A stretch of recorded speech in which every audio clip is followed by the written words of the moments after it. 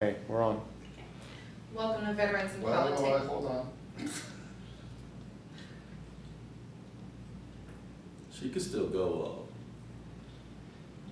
yeah. The hell?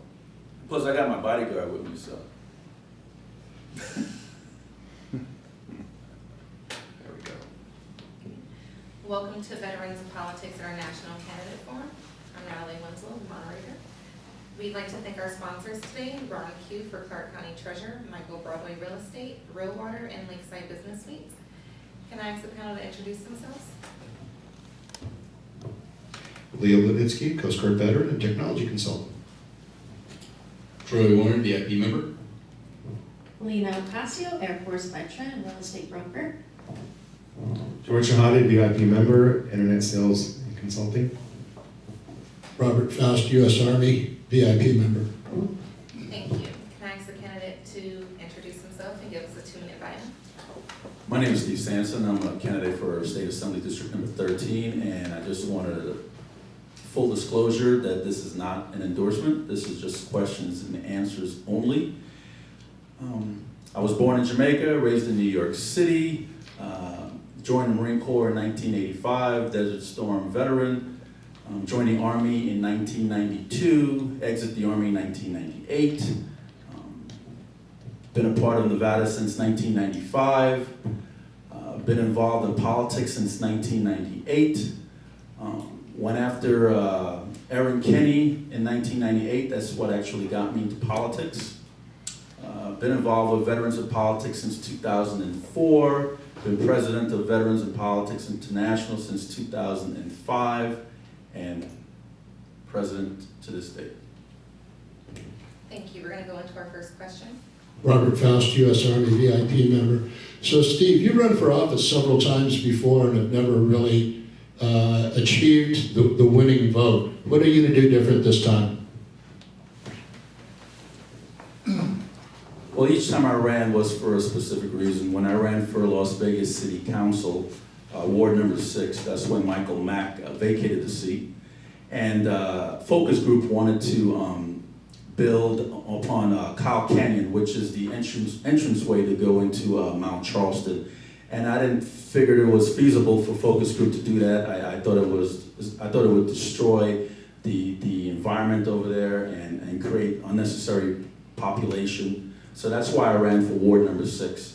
When I ran for Clark County Public Administrator, that was because a friend of mine, Robert Nelson, passed away at 57 years old of meningitis, and his whole entire estate, he owned a bar, he owned a house, he owned a lot of property, and his whole estate went into probate.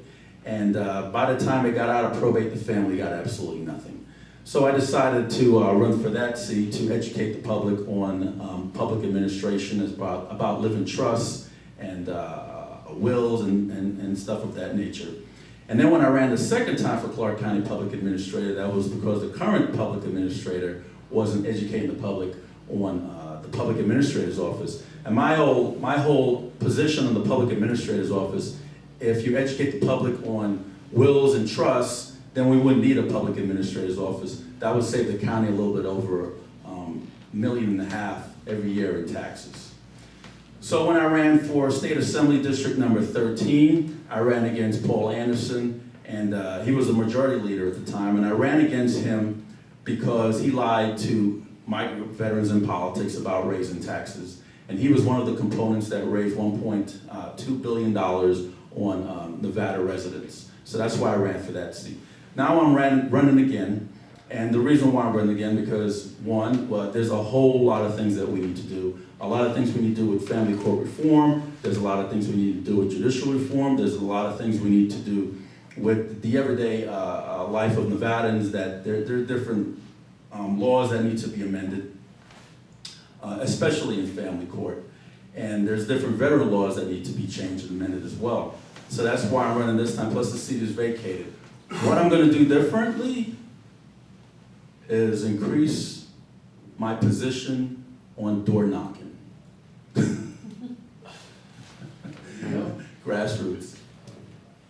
Who's got it? George Chehade VIP member.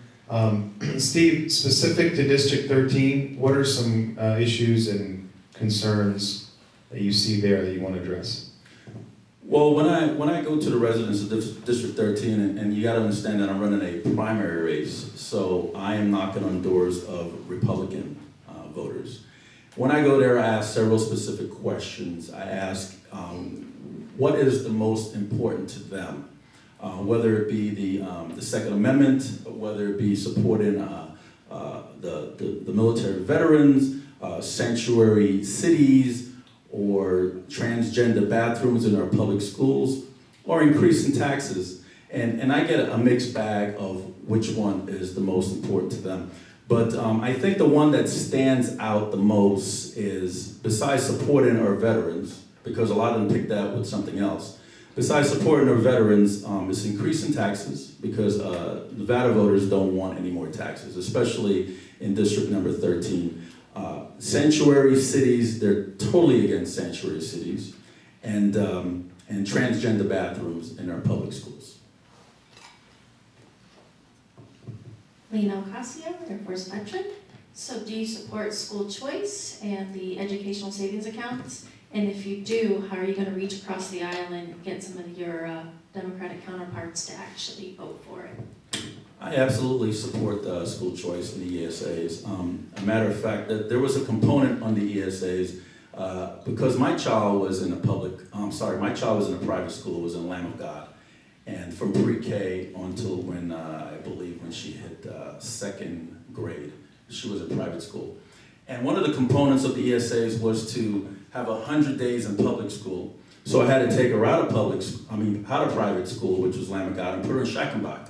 And while she was in Schackenbach, which was the public school, to have her 100 days so she could meet the requirements for the ESAs, apparently the ACLU got involved and said that you can't take those dollars and give it to religious schools that are private. So I had a problem with that. And you know something, what I would change is that a lot of these religious schools, like Lamb of God, they teach a very, very minute part of their curriculum is religion.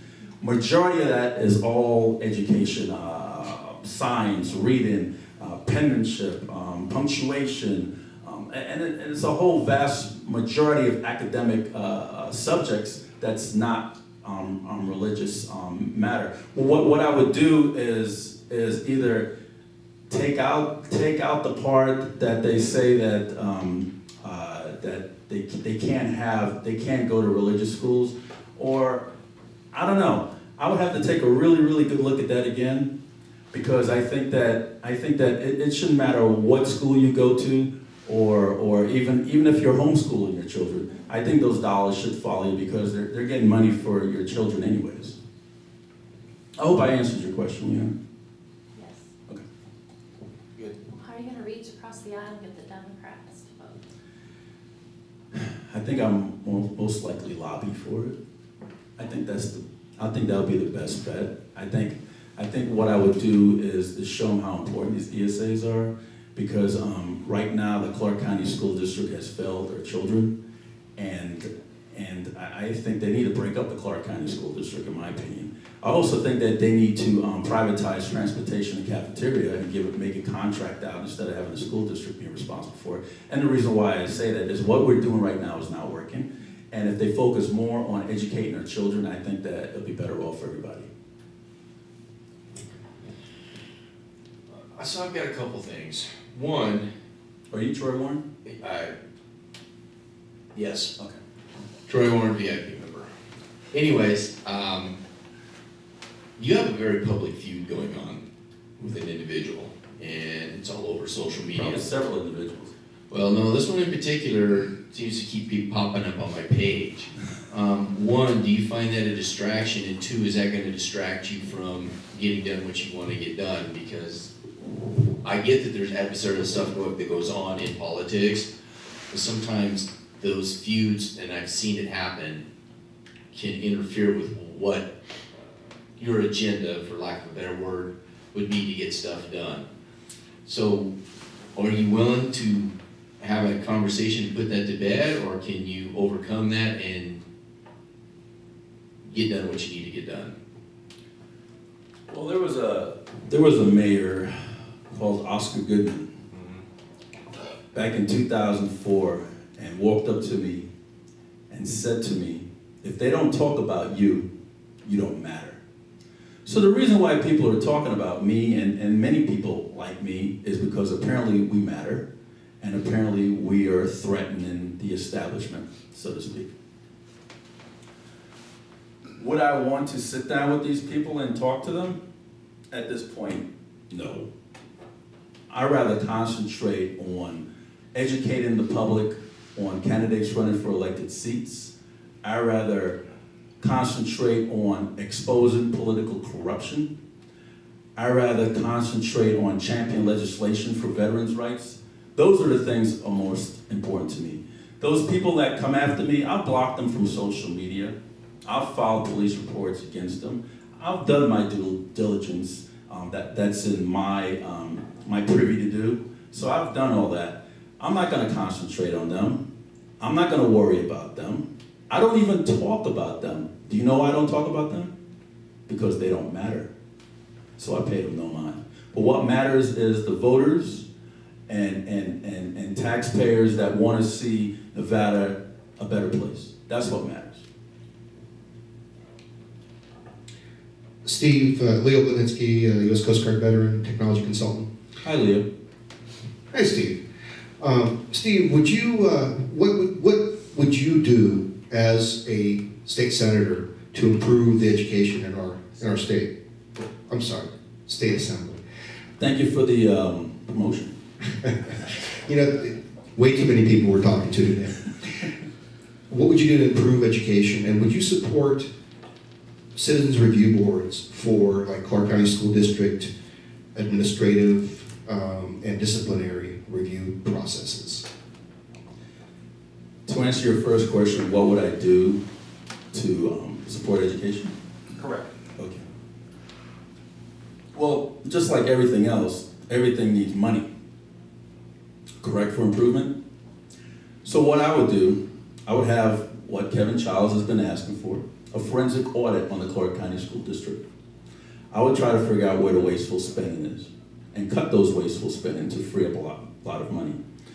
I would try to find out about all these top-heavy administrators that have 3 or 4 secretaries and cut it down to 1. I would raise the pay of teachers and make sure that teachers are getting paid what they deserve. I would open up, and that would open up the floodgates to other teachers across the country to want to come here because now they're getting a decent pay. So we'll have more quality teachers, we'll have teachers with better pay, we'll cut wasteful spending, and you know what, and the way teachers educate their students to get their pay raises, I think that we will open it up to how their students achieve in their class, what type of grades the students receive in their classroom to get teachers more pay. And I think we open up a system like that. So what I'm saying is this, the only way a teacher could get a pay increase is that if their students do well in their class. So if their students do well, then the teachers will get a pay increase. And I think that'll open up competition. I would get rid of this monopoly we have with the Clark County School District. I would break it up.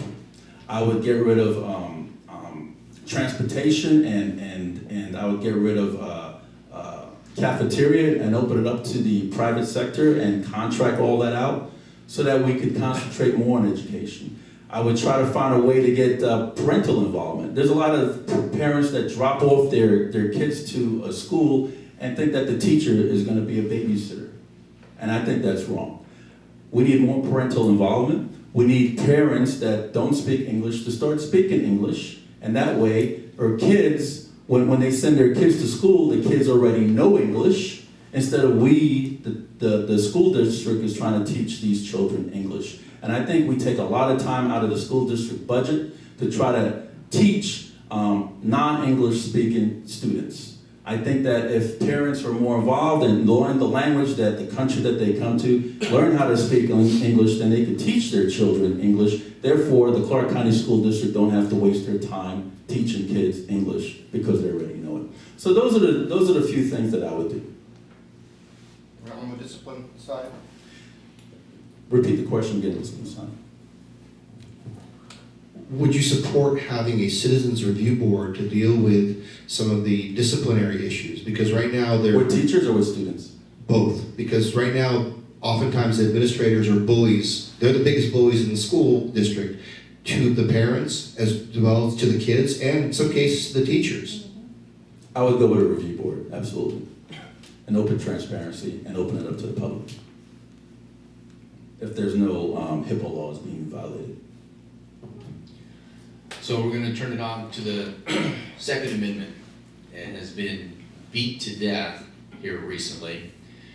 We have a certain individual run for governor, and he wants to ban all kinds of stuff. So one, what is your position on the Second Amendment? And second of all, would you support banning any kinds of weapons at all? Well, here's my thing on the Second Amendment. I support campus carry. I support teachers carrying weapons in school as long as they have an extensive training and learn how to shoot. I support open carry. I support concealed weapons permit. And I never did support it at blue cards, for example. Thank God they got rid of those. Yeah, thank God. I don't care what weapon you have. You can have a .50 caliber at home.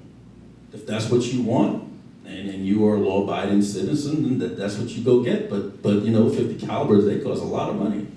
So if you could afford to have a .50 caliber, by all means, go buy one. I don't support lowering the age to 18 years old like they were doing. I think they did it in Florida.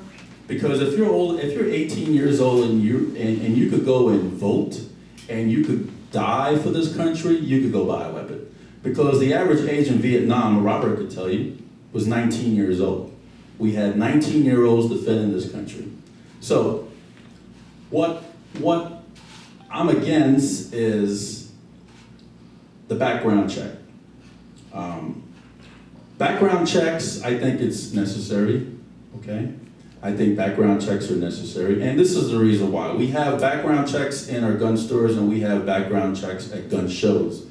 I think background checks should be for private sales as well. Because what we're doing is allowing people to circumvent the system and go through a back door.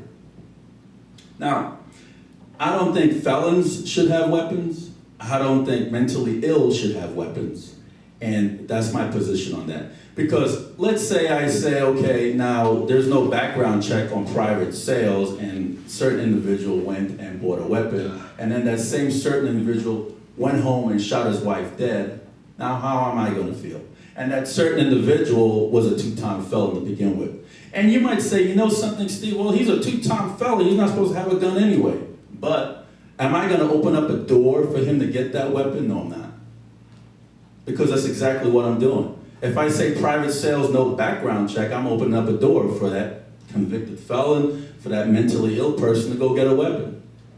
It's like these signs they have on doors, and they have a big gun sign and then a big X on it, and that's supposed to tell me what? That if I'm a law-abiding citizen, I need to put my gun away. So go back to the car and put your weapon away, and that's what I do because I'm a law-abiding citizen. But if I'm a criminal and I'm carrying a gun illegally anyway, that sign doesn't do me anything. Only thing that sign tells me is that nobody in that room, nobody in that building has a weapon on them. That's all it tells me. Things like that. Thank you. What's the number one issue that you would like to see addressed in the legislative session?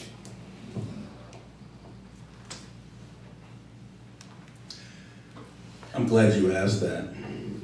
I would like to see the 7th Amendment, which is part of our U.S. Constitution, the right to a jury trial in family court.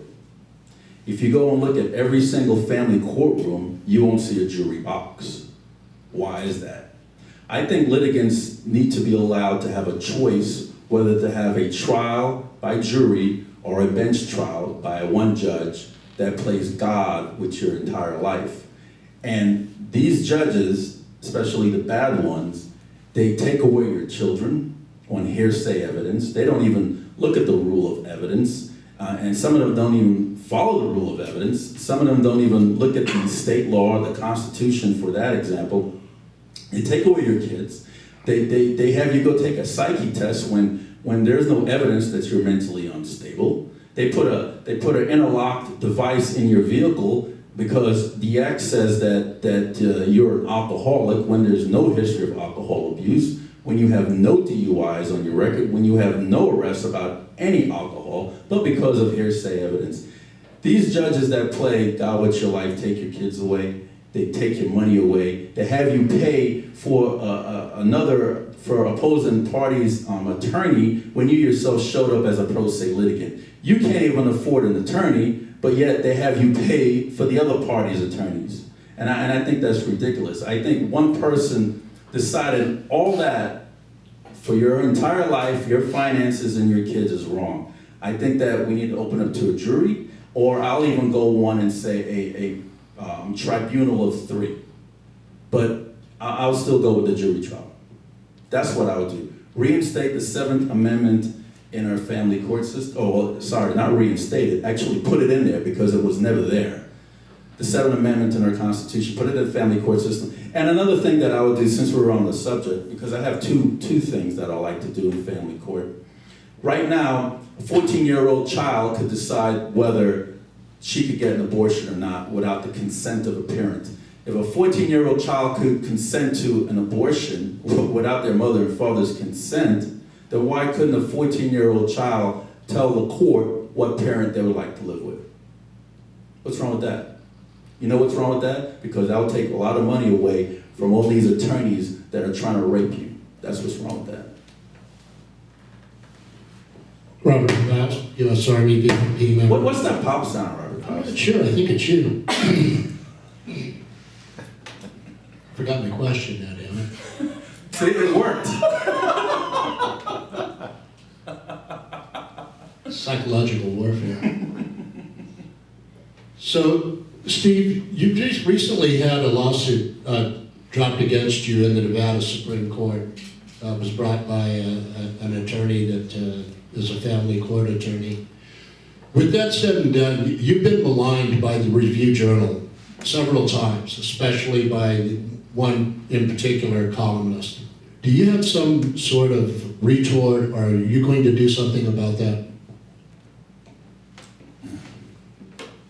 Those are 2 questions, right? That's right. Well, I'm the type of person, I'm a fighter, and if I have to fight alone, then that's what I do. I don't need permission to fight. And there's a lot of people that tell me don't do this and don't do that, and I say, well, why shouldn't I do it?